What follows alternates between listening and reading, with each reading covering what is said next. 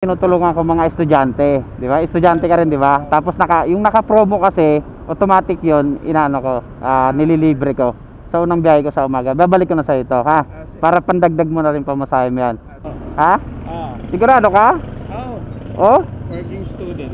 Working student. Experience mo, sir, sa Joyride, mas mabilis kumpara sa iba. Mas mabilis, mas mura. Mura ba sa Joyride? Ng onte. Pero buenas nyo lang kasi sa akin kayo natapat. Kasi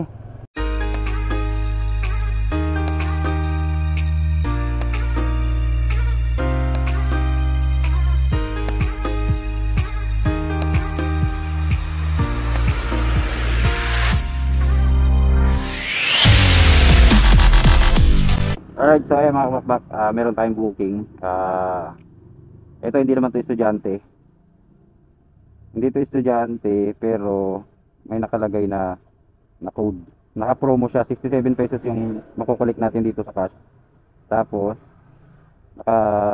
naka-senior siya, kaya naka-promo siya ng 17 pesos. So, di ba nabanggit ko rin before mga kabakbak na pag naka-promo, estudyante, automatic, lilibre natin. So, ngayon, subukan natin itong naka-promo na ito mga kabakbak, diba? So, shout out kay ma'am. So, ngayon, ito naman senior. Tawagan natin. Pero hindi siguro senior yung sasakay. And take note mga kabakbak, pagdating sa siguro itatakil ko to sa inyo, tuturo ko sa mga hindi nakakaalam regarding insurance about sa mga ganitong pasahero, no? Ayaw sagutin mo naman, ayaw malibre, ayaw malibre. The subscriber cannot be reached. Please try again later. The subscriber cannot be reached. Please try again later. Joyride kayo, sir? Mila? Si sir. So, lalaki yung sasakay mga idol. Buti lumabas ka, sir. Makapromo ka na, libre ka pa. Sana all. Binok po kayo ng kapatid nyo, sir? Mila po.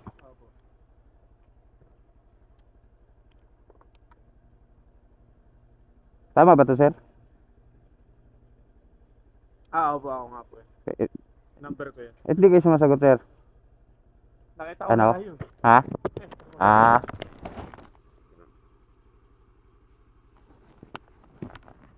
Promo to, sir, di ba?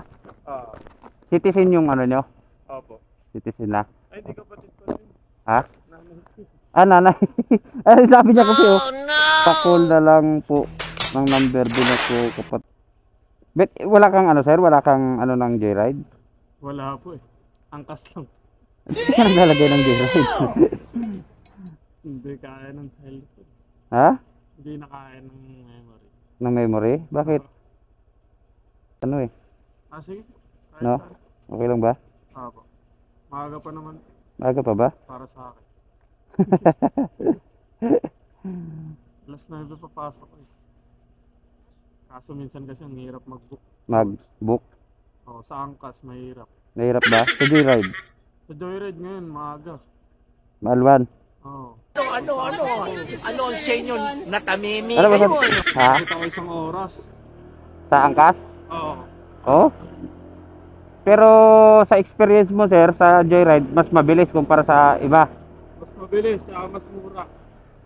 Mura ba sa Joyride? Oh my God! Oo nga, konti, no? 85 sa angkas. Tapos naka-promo ka pa. Medyo mahirap talaga makapag-book. Pero buenas nyo lang kasi sa akin kayo natapat. Kasi mag-install ka na ng Joyride, sir. Malay mo, ma-tsempuan mo ulit ako sa susunod. Taga rito ka ba, sir? Oo. Kaya pala. Yung pair, 17 pesos yung discount. 84 lang talaga yung yung rate. Malaki din pala. Di ba? Malaki pala talaga pagka may discount. Ha? Sigurado ka? Oo. Oh? Working student. Working student. So ngayon, ang pupunta mo, trabaho. Ah, Ah. Tapos, ang pasok mo sa school, alas 3. alas, Alas 3. alas 3 hanggang gabi na. Hindi naman. Anong ano sir, college or College, irregular. irregular? Oh. Tapos, dyan sa trabaho mo, minimum ka lang. Oo, minimum. Minimum wage, yung 610. Kung ano, kung nasa minimum. Ah, Ano ako compute eh. bago ka lang. Okay. Masipag ka sir, ah. Bihira yung ano yung ganyan. Pero oo, marami kasi syempre kita mo naman ang hirap ng buhay, di ba? Opo. Ako nga, ang isipin mo sir, may trabaho ako, nandito pa ako. Di ba? Kasi Sideline. Sideline. sideline na. Mahirap kumita ng pera eh. Mahirap talaga, di ba? Amin nga, 610 plus allowance pa na 200. Ang ano nun, pag gagastos ka ng sa isang araw, magkano magastos mo, di ba? Sa pagkain pa lang. Pagkain mo pa lang. Yung 200 na allowance namin isang araw, kulang naman yun eh.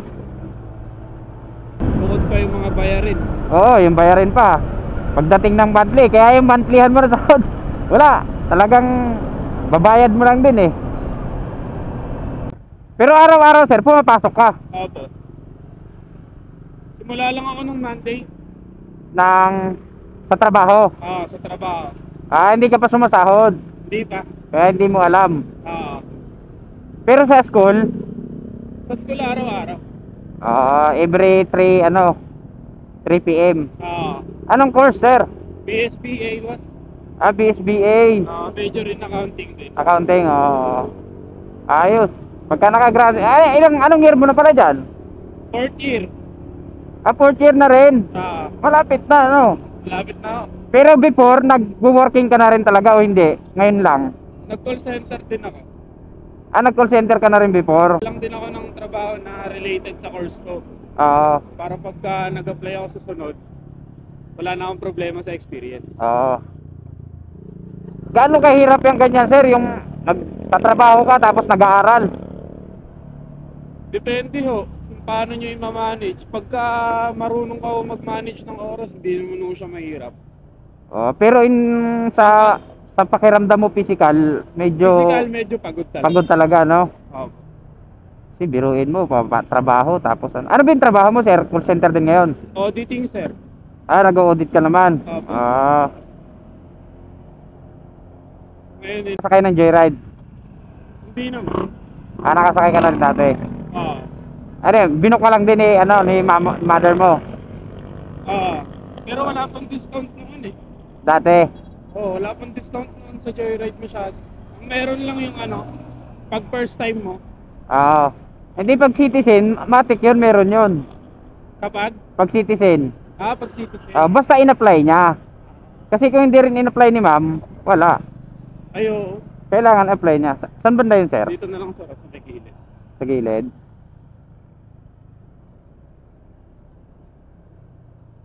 Install ka ng joyride mo sir ha?